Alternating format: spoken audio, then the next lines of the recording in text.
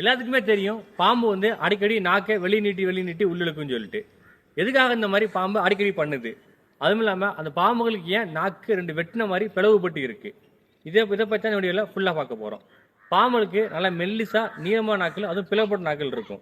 இந்த பாம்புகள் எப்பெல்லாம் நாக்கை வெளியிட்டு உள்ள இழுக்குதோ அப்பெல்லாம் சுற்றுப்புறத்துலையோ இல்லை காத்துலையோ இல்லை தரையிலையோ உள்ள அந்த ரசாயன துகள்கள்லாம் பிடிச்சு என்ன பண்ணும் அப்படின்னா உள்ள இழுக்கும் போது அவரோட வாய்ப்பகுதிக்கு மேலேயும் கண்ணுக்கு முன்னாடி உள்ள ஒரு ஸ்பெஷலைஸ்ட் ஆர்கன் இருக்கும். அது பேர் ஜாக்கப்சன் ஆர்கன். அந்த ஆர்கனை கொண்டு போய் இந்த நாக்கை உள்ள வைக்கும்.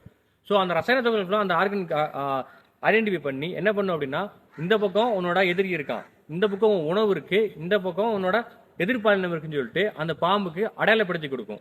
இதுக்காக தான் பாம்புகள் அடிக்கடி நாக்கை வெளியிட்டு உள்ள இழுக்குது. சரி, அது ஏன் அந்த நாக்கு ரெண்டு பிளவுபட்டு இருக்கு அப்படின்னா முழுக்க திசையை பார்க்கறதுக்கு மட்டும்தான். நாக்கு வெளியே வந்து இப்படி ஆட்டும் போது இந்த பக்கம் நாக்கு ஃபுல்லா இந்த டைரக்ஷன் கவர் பண்ணும், இந்த நாக்கு இந்த டைரக்ஷன் கவர் பண்ணும். எங்கிட்ட இருந்து ஸ்ட்ராங்கான ஸ்மெல் கிடைக்கு, இப்ப ரெண்டு பக்கம் இருக்கனால இங்க எதிரி இருக்கு, உணவு இருக்கு அப்படின்னா ஸோ இந்த பக்கம் உணவு இருக்குன்னு சொல்லிட்டு ஈஸியா எங்கிட்டு போகும். அதுக்காக தான் இயற்கையாகவே இதுக்கு வந்து பிளவுபட்ட நாக்கு வச்சிருக்கு. முழுக்க ஒரு டைரக்ஷனாக மட்டும்தான். சரி, மூக்கு எதுக்கு இருக்கு அப்படின்னா அந்த மூக்கு வந்து சுவாசிக்கிறதுக்கும் பேசிக்கான ஸ்மெல்லை ஐடென்டிஃபை பண்றதுக்கு மட்டும்தான். ஆனா மூக்கை காட்டிலும் அதிகமான ஸ்மெல்லையும் அதுக்குரிய இருப்பிடத்தையும் உணவையும் அதோட எதிரியும் காட்டி தரது எதுனா இந்த நாக்கு தான். அதுக்காக தான் பாம்புகள் அடிக்கடி நாக்கை வெளியிட்டு உள்ள இழுக்குது. இன்னொரு விஷயம் என்னன்னா, பாம்புகளுக்கு நாக்குல எந்தவித நஞ்சும் கிடையாது.